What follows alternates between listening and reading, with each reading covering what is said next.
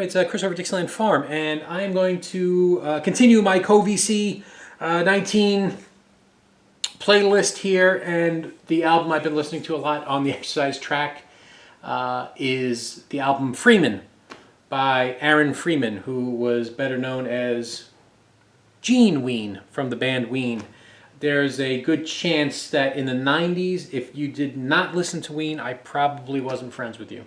That's how important Ween was. But Ween is definitely an acquired taste, I guess. It's not that the music is hard to listen to. It's very tuneful, but they are very, very sophomoric, and they will take a wonderful song and ruin it with poopy jokes, kind of things.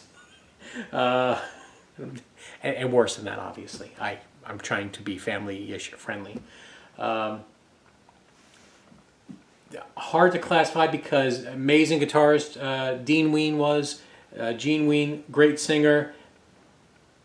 The songs they came up with were genre-defying because one song could be country, the next song could be crazy Afro rhythms, the next song just straight up hardcore prog rock, into Beatlesque, into But then songs like "Piss Up a Rope," they're or Mr. Richard Smoker, songs like that. So I get how that is a turnoff. The album Freeman is not like that. It has all of the things that made Ween great without the... it still can be lighthearted, but not childish. And again, it's one of those albums that I listen to a lot on the car ride down to Orlando when we go on vacation.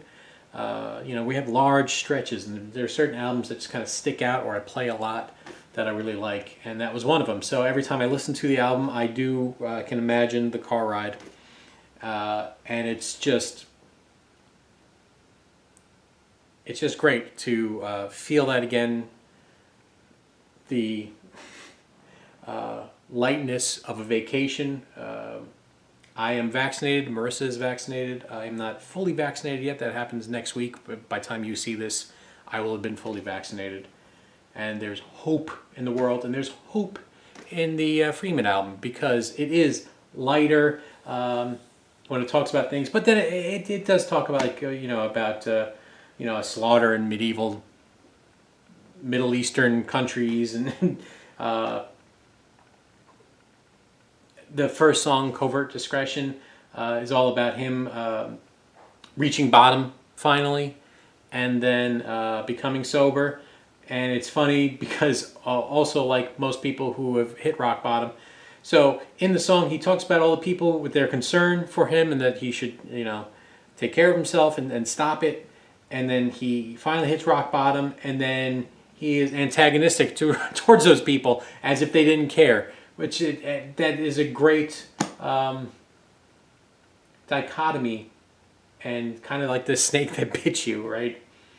It's got that in that song, which is really interesting, and also maddening, because it's that attitude that probably got him to the place he was. I don't know.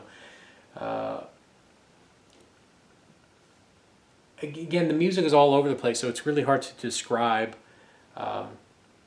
all the different things, but I do urge you to listen to the album. If I can give you samples, I will certainly link it below. And the album is better than any Ween album. It was made up after the breakup. It does not involve his old partner. His old partner didn't feel like he needed to change just because Aaron was having issues. That's Aaron's business, and I can see that, but that caused the rift. That broke up the band. Now they are a functional partnership probably because of money, or just because they know they're better together. But once they had broken up, Aaron made a solo album. They were all covers of what's that guy's name? I just had it too.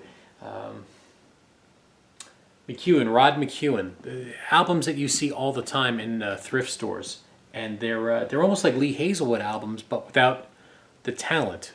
For some reason, there are a lot of Rod McEwen albums on Warner Brothers, and it's sort of like if you took Lee Hazelwood and mixed it with Ken Nordine, the word jazz stuff, which is also not good. Lee Hazelwood is interesting, but not really enjoyable to listen to. But there's interesting things, which is why he gets a pass. But with Rod McEwen, there's just none of that. It's just weird, and I don't get it. But maybe I'll get it one day. I don't know. I've got a few of the albums still, I guess. I guess to remind me that not everything that people say is good is good.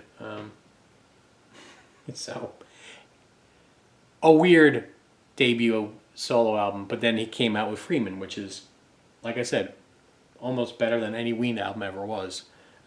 Particularly because it doesn't have that childishness, but it has all the talent. So, I've rambled long enough. Everybody, thank you so much for watching. Take care.